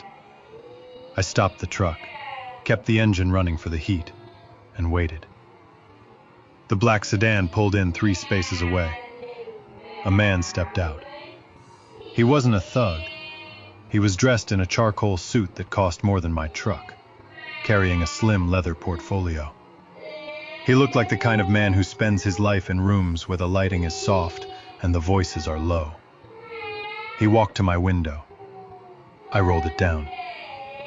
"Mr. Sterling," he said. He didn't offer a hand. "My name is Victor Vance. I was Elena's attorney, her private attorney." I looked at him, searching for a trace of grief or even professional sympathy. There was none. He was a shark who had just lost a pilot fish. "She's dead, Mr. Vance," I said. "If you're here for a settlement, you're talking to a man who is currently liquidating his assets." I'm not here for a settlement, Elias, Vance said, leaning slightly against the door of the truck. I'm here because Elena left me very specific instructions in the event of her accidental demise. She knew David's temperament. She knew your brother's cowardice. She was a woman who understood the value of an insurance policy. He opened the portfolio and pulled out a small, silver digital recorder and a stack of transcripts. She wasn't just recording David to blackmail him into giving her more money, Vance continued. She was recording the Sunday dinners, the quiet conversations in the kitchen, the moments when you were out of the room, Elias. He pressed play on the recorder. The audio was clear, despite the background noise of clinking silverware. I heard my own house. I heard the muffled sound of the television in the other room. And then I heard Martha's voice. "He's getting suspicious, David," Martha said. Her voice wasn't the trembling, fragile thing I'd heard on the courthouse steps. It was cold, precise. "He's been looking at the Rossi files again. You need to move the remaining funds to the offshore account before the end of the quarter. If your father finds out the trust is empty, he'll burn the whole company down just to prove a point." Then David's voice. "He won't find out, Mom. He sees what he wants to see. He thinks you're the loyal wife and I'm the legacy. As long as we keep him distracted with the confusion narrative, he'll stay in his study and play with his ledgers." "Just make sure Julian stays quiet," Martha replied. "I'll handle Elias. I've been handling him for 38 years. I know exactly which strings to pull to make him feel like he's the one in control." The recording cut off. I sat there, the vibration of the truck's engine humming through my spine. The psychological insight I realized in that moment was a devastating truth. The person who knows you best isn't the one who loves you most. They are the one who knows exactly where to plant the knife, so you don't feel the blade until you try to move. Martha hadn't been a passive witness. She hadn't been a victim of our children's greed. She was the architect. She was the one who had spent 4 decades learning the map of my heart, only to use it to find the shortcut. Every "I love you," every morning coffee, every night she spent sleeping by my side. It was all part of the handling. "There's more, Elias," Vance said, his voice almost gentle. "The recordings go back 2 years. Your wife was the one who suggested the extortion angle to use against Maria Rossi. She told David it was the only way to ensure the girl wouldn't become a permanent drain on the family resources." I took the recorder from his hand. It felt heavy, like a lead weight. "Why are you giving me this?" I asked. "If you're her lawyer, shouldn't you be selling this to the highest bidder? Or using it to protect her estate?" Vance sighed, looking out at the empty playground. "Elena didn't have an estate, Elias. She had debts. And she had a very strange kind of respect for you. In her last letter to me, she wrote that you were the only person in that house who wasn't a ghost. She wanted you to have the truth. She called it her parting gift for the man who was too good for the family he built." He turned and walked back to his car. "The DA already has the dash cam from the ravine, but they don't have these. What you do with them is up to you, but if I were you, Elias, I'd stop trying to save the people who were already planning your funeral." He drove away, leaving me in the silence of the park. I looked at the digital recorder. I thought about the house. I thought about the 38 years of handling. I realized that I had been living in a curated reality. My marriage wasn't a partnership. It was a long-term management contract. I didn't go to the real estate office. I drove back to the house. I pulled into the driveway and saw the broken glass still scattered on the porch. I saw the empty spots in the garage where the other cars used to be. I walked inside, the silence of the foyer now feeling like a physical weight. I went to the kitchen. I took a seat at the table, the same table where Martha had fried bacon for me, just yesterday morning. I placed the recorder in the center of the wood. I called Martha. She answered after one ring. She was probably at her sister's, or perhaps at the lawyer's office, crafting her next move. "Elias?" she said, her voice immediately shifting into that soft, wounded tone. "Are you okay? I've been so worried. I know you're angry, but we need to figure out David's bail. We need to be a family right now." "Come home, Martha," I said. My voice was devoid of emotion. It was the voice of a man reading a weather report. "Elias, I don't think that's a good idea. You were so aggressive this morning." "I'm not angry, Martha," I interrupted. "I'm confused. I found something in the study, something about the Rossi accounts. I think you were right. I think I've been mismanaging things.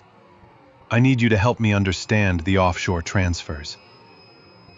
There was a long, sharp silence on the other end. I could almost hear her brain working, calculating, weighing the risk against the reward.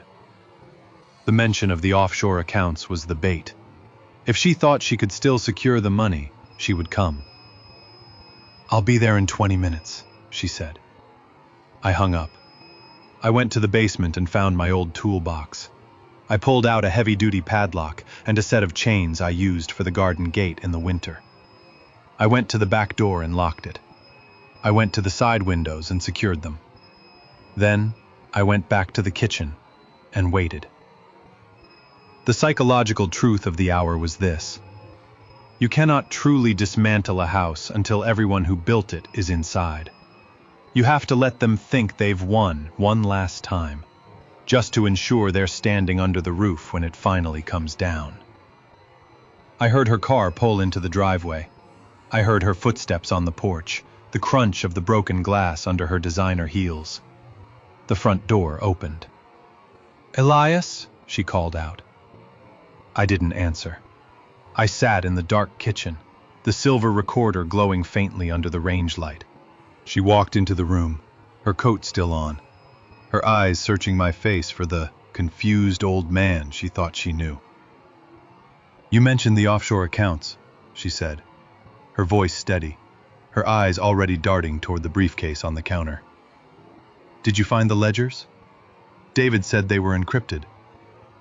I didn't say a word. I just pressed play on the recorder. The sound of her own voice filled the kitchen. "I've been handling him for 38 years. I know exactly which strings to pull." Martha didn't scream. She didn't gasp. She simply froze. The mask she had worn for 4 decades didn't slip. It shattered. "Elias," she whispered.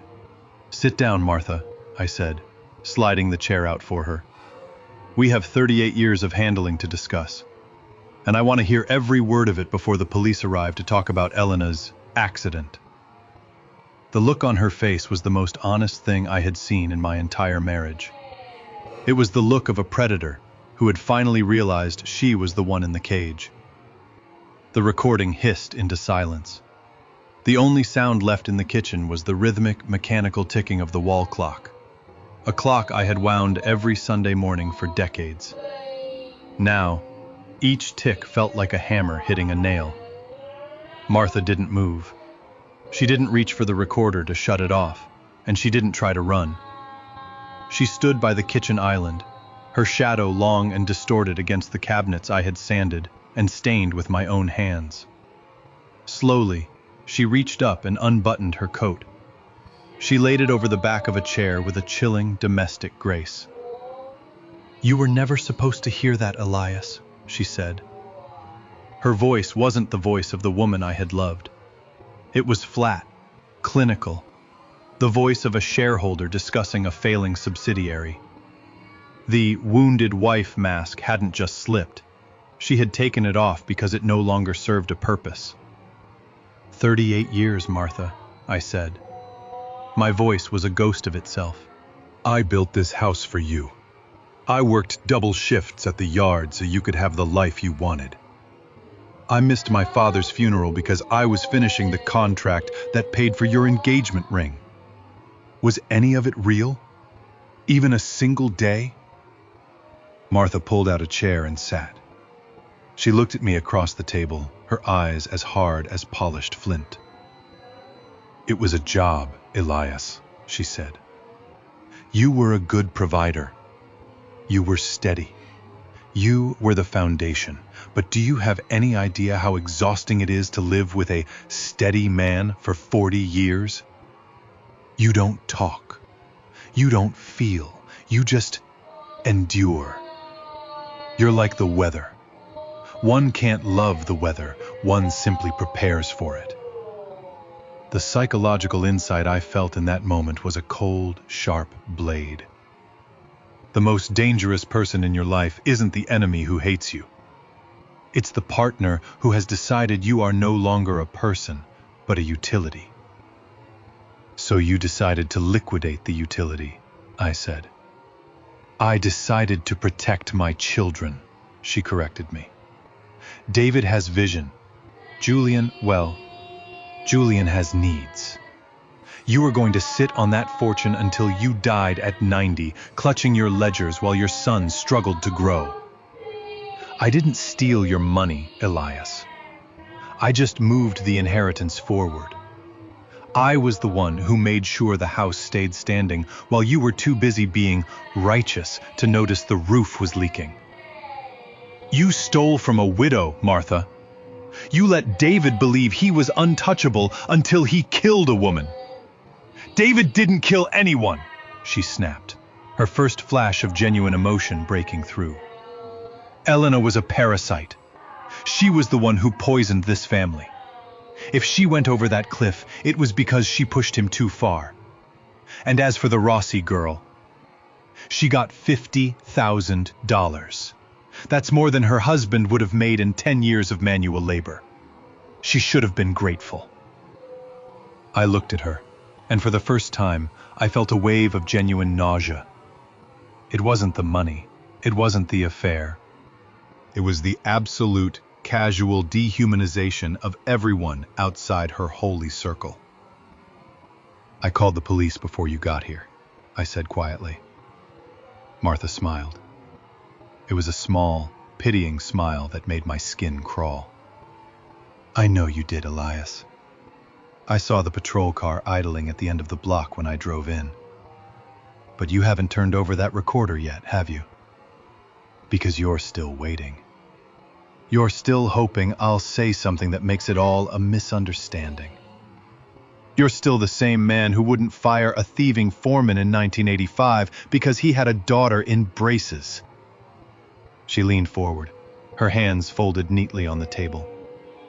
Before the officers come through that door, there's one thing you need to understand about the Rossi accident, she said.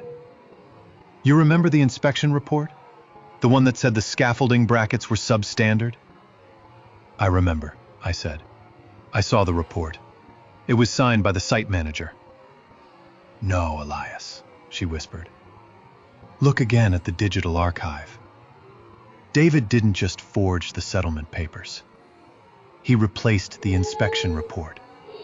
The original one, the one that warned the brackets were failing a week before the fall, wasn't signed by a manager. It was sent directly to the CEO's private email. Your email. I felt the room tilt.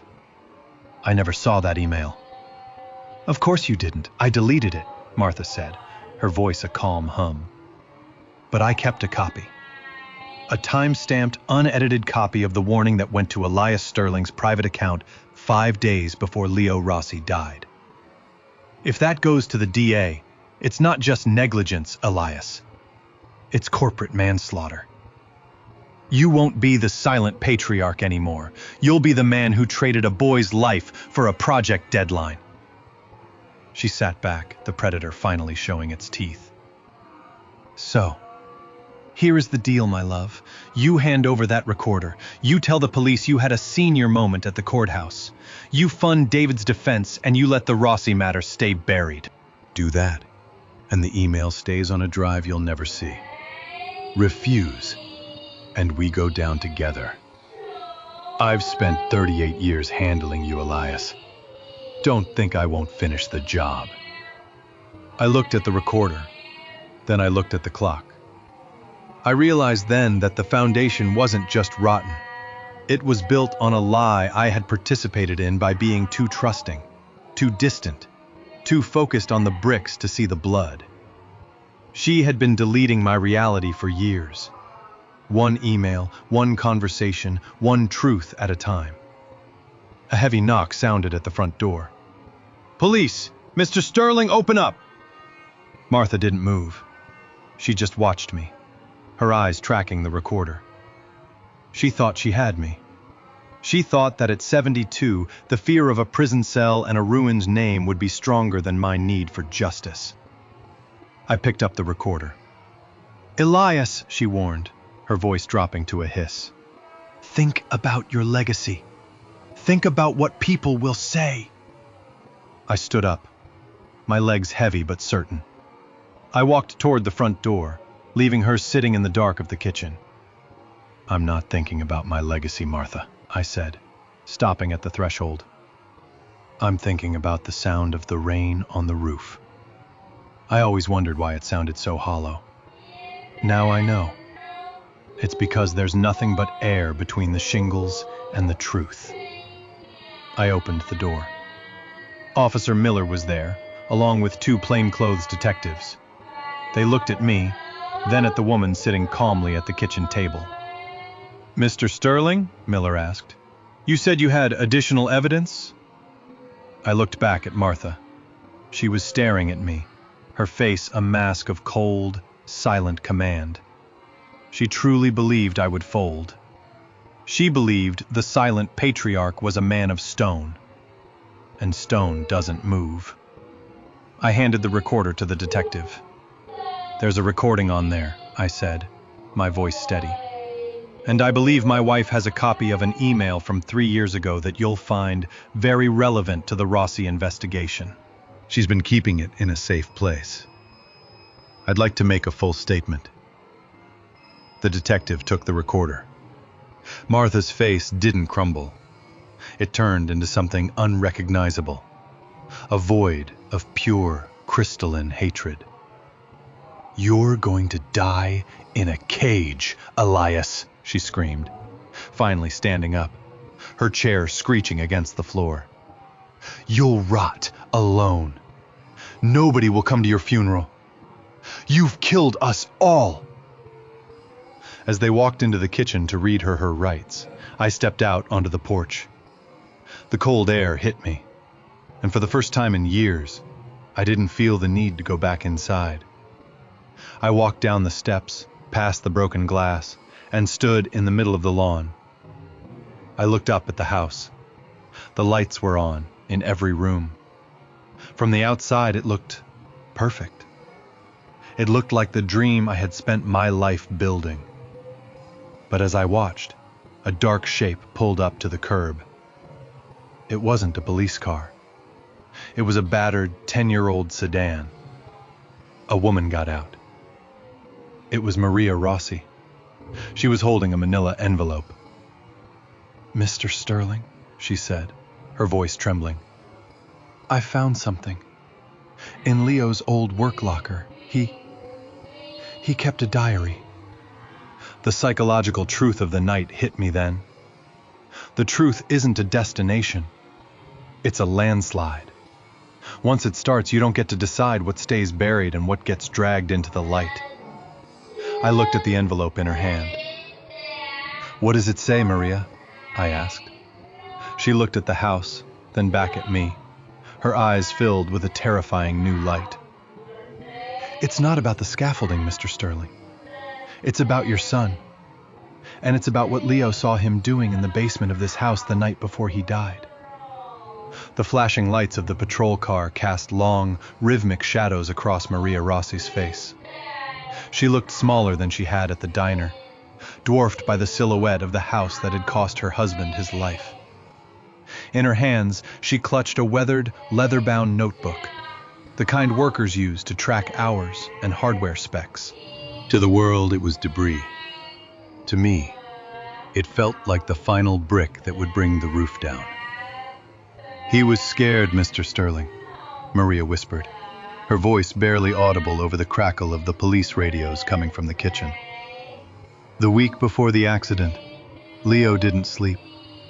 He said your son, David, had him doing private work after the crews left the downtown site. He told me if anything happened to him, I should look for the black book in his locker. I was too afraid to look for 3 years. I thought if I stayed quiet, we'd be safe." I reached out and took the diary. The leather was stained with dry grease and old sweat.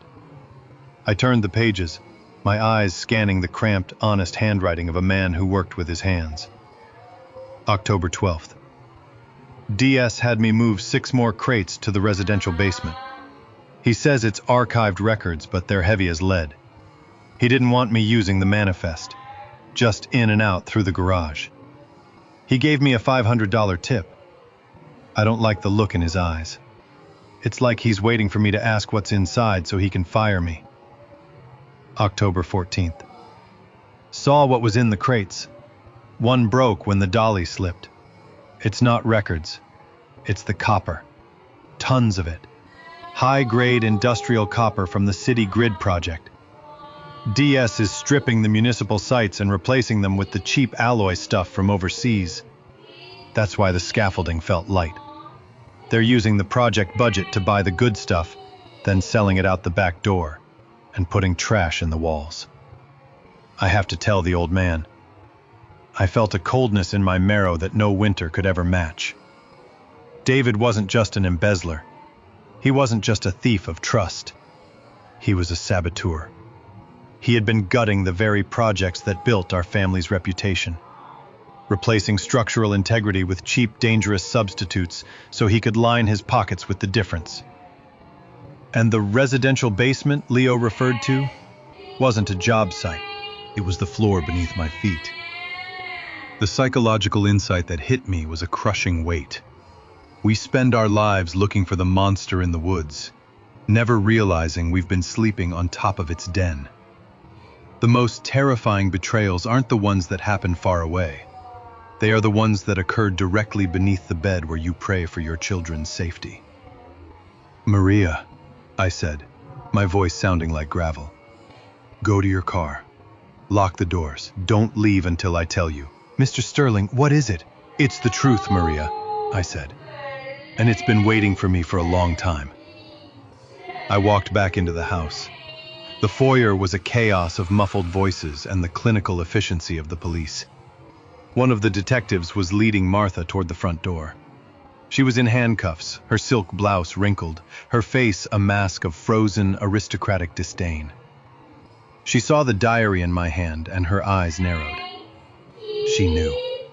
Even without seeing the pages, she knew exactly which ghost had finally come to call. "It's in the basement, Martha," I said as she passed me. She didn't look away. "You always were a slow learner, Elias. You think you're the hero of this story? You're the one who provided the mask. We just wore it." They led her out. I didn't watch her go. I turned toward the basement door, the heavy oak door at the end of the hallway. I'd gone down there 1,000 times to check the furnace or the wine rack, but for the last year, David had insisted on taking over the maintenance. He said the stairs were too steep for my knees. He said he was doing me a favor. I pulled the heavy brass key from my pocket, the one that opened every door in this house. I felt the resistance of the lock, then the click. I flicked the light switch. The stairs were dim, lit by a single buzzing bulb. I descended slowly, each step echoing in the cavernous space. The air down here smelled of damp earth and something metallic, sharp and cold. I reached the bottom. The main room was empty, the furnace humming its steady, indifferent song. But in the far corner, behind the old shelving units where we used to store the kids' holiday decorations, I saw a new wall. A temporary partition made of drywall and fresh studs, painted to match the rest of the basement. I grabbed a crowbar from my workbench.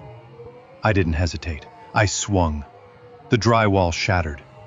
I tore it away in jagged chunks, my breath coming in short, ragged bursts. Behind the partition wasn't a hidden office or a vault of cash. It was a staging area. Stacked from floor to ceiling were the crates Leo had described. I pried one open. Inside lay the shimmering, heavy coils of industrial-grade copper. Thousands of pounds of it. But it wasn't just copper. Stashed between the crates were the real records. The original, unedited blueprints for every project Sterling Development had completed in the last 5 years. I pulled one out. The Grand Oaks Apartments. I looked at the structural notes, red ink everywhere. Substandard, non-compliant, substitute GR4 for GR10. My son hadn't just been stealing. He had been building death traps. Every building we had put our name on in the last 5 years was a ticking clock. David had leveraged the Sterling reputation for safety to sell projects that were internally hollowed out. He had gambled the lives of hundreds of families just to maintain the lifestyle Martha demanded, and the ego he had inherited. And then, I saw the last crate. It was smaller, tucked away in the very back. It wasn't wood. It was a black, waterproof Pelican case. I opened it. Inside was a laptop, a satellite phone, and 3 passports. One for David, one for Elena, and one for Martha. They weren't just waiting for me to die. They were preparing to disappear. They had been stripping the company of its assets, gutting the buildings for parts, and were planning to leave me standing in the middle of a collapse, both financial and literal, while they started over in a country that didn't have an extradition treaty. I sat on a crate of stolen copper, the weight of the realization pressing the air from my lungs. I looked at the blueprints. I realized that within months, maybe weeks, the reports would start coming in. Cracks in the walls, sagging floors. The Sterling name wouldn't just be ruined, it would be a synonym for tragedy. The psychological truth was an absolute cold checkmate. A father's greatest failure isn't that he didn't provide enough. It's that he provided so much cover that his children never learned that a house built on bone will eventually scream. I picked up the satellite phone. It was already logged into an encrypted messaging app. The last message was from an hour ago. The old man is at the DA. The window is closing. Move the primary assets to the terminal tonight. Martha is ready. Julian is a liability. Leave him. It was from David. I looked at the stairs. I heard the front door open again upstairs. More footsteps, more voices. I realized then that the police were only the beginning. David's terminal wasn't a bank. It was a physical location. And if he was planning to move primary assets tonight, he was already on his way there.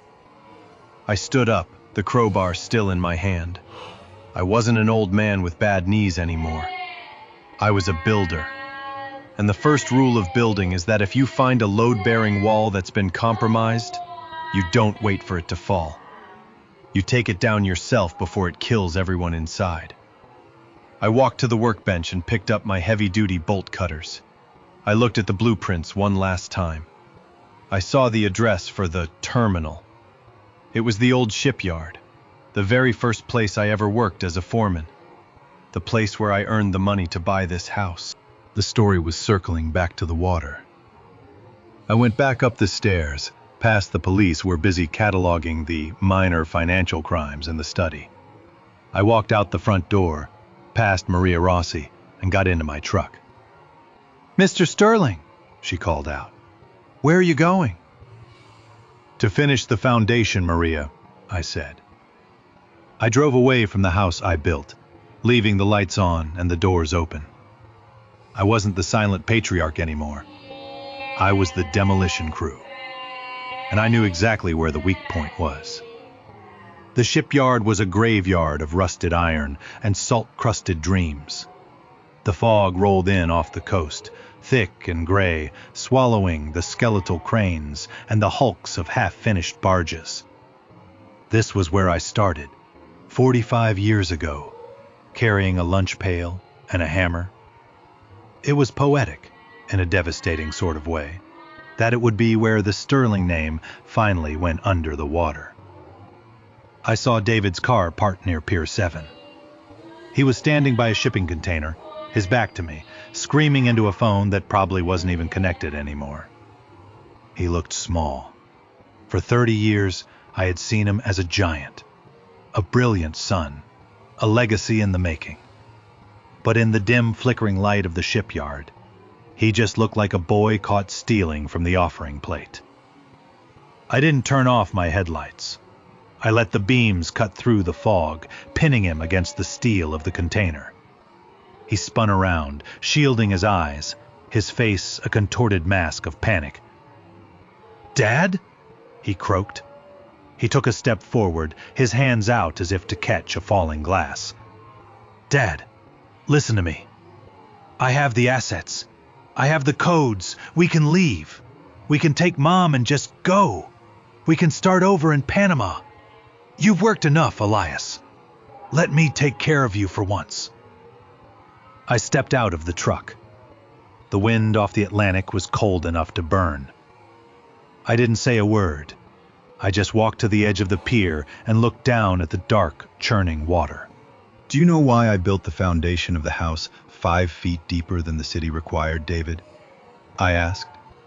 My voice was quiet, but it carried through the fog like a bell. "What? Dad, we don't have time for this." "Because I knew the soil was soft," I said, turning to look at him. "I knew that if the ground couldn't hold the weight, the house would eventually scream. I spent my life over-engineering everything so you would never have to hear that sound. But you were the one who went into the basement with a drill."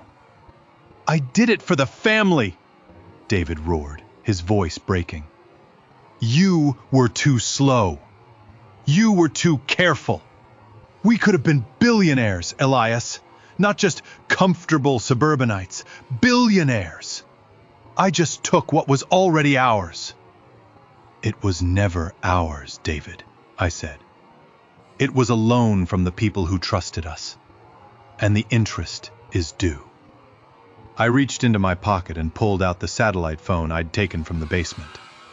I held it over the water. "The offshore accounts are gone, David. I called Arthur from the truck. He's been working with the federal authorities for the last hour. Every cent you moved, every dollar you stole from the city project, every penny you took from the Rossi settlement has been flagged. By tomorrow morning, it will be in a court-mandated restitution fund." David froze. The color didn't just leave his face. It looked like his very soul had evaporated. You gave it back?" "I didn't give it back. I returned it to its owners," I said. "You're standing here with crates of stolen copper and a laptop full of evidence. There is no boat coming, David. There is no Panama. There is only the fog." In the distance, the first sirens began to wail, a low, mournful sound that grew louder with every heartbeat. David looked toward the road, then back at me. For a second, I thought he might jump. I thought he might choose the water over the cage. But he was my son, and I had raised him to be a man of comforts. He didn't have the courage for the deep. He slumped against the container, sliding down until he was sitting in the dirt, his head in his hands. He started to cry. The sound of a man who had finally realized that the invisible foundation wasn't just his father's money. It was his father's mercy. And the mercy had run out. I didn't go to him. I didn't offer a hand. I turned my back on my son and walked to my truck. I drove back to the house one last time. The police were gone. The yellow tape fluttered in the night breeze. I walked inside and didn't turn on the lights. I didn't need them. I knew every inch of this place. I knew where the floorboards creaked. I knew where the shadows gathered in the corners. I went to the kitchen and sat at the head of the table. I sat in the dark, listening to the house. The psychological truth I realized in the silence was this: a man builds a house to keep the world out, never realizing the world was already inside, wearing his name and eating at his table. Martha was in a cell. Julian was in a hospital bed, broken by his own hand. David was in an interrogation room, finally learning the price of a substitute. And I was here, in the center of the quiet. I looked at my hands. They were old, they were tired, but they were clean. I realized that being the silent patriarch wasn't about holding the family together. It was about having the strength to let it fall when the structure was no longer safe for the soul. I had spent 38 years being the floor, but tonight, I was the sky. The grandfather clock in the hallway struck 4 a.m. The sound echoed through the empty rooms, a hollow, rhythmic reminder that time is the only thing we truly own, and the only thing we can never get back. I closed my eyes. I thought of Leo Rossi. I thought of the widow who would finally be able to sleep. I thought of the sterling name being chiseled off the buildings I had built. Replaced, I stood up, walked to the front door, and stepped outside. I didn't lock the door. I didn't take the keys. I just walked to my truck and started the engine. As I drove down the driveway, I looked in the rearview mirror. The house stood tall against the pre-dawn sky, beautiful and imposing. But I knew the truth. The foundation was gone, and without the man in the study to hold the weight, it was only a matter of time before the wind took the rest. I drove toward the horizon, where the light was just beginning to break, cold, thin, and honest. The silence wasn't a burden anymore. It was a clearing,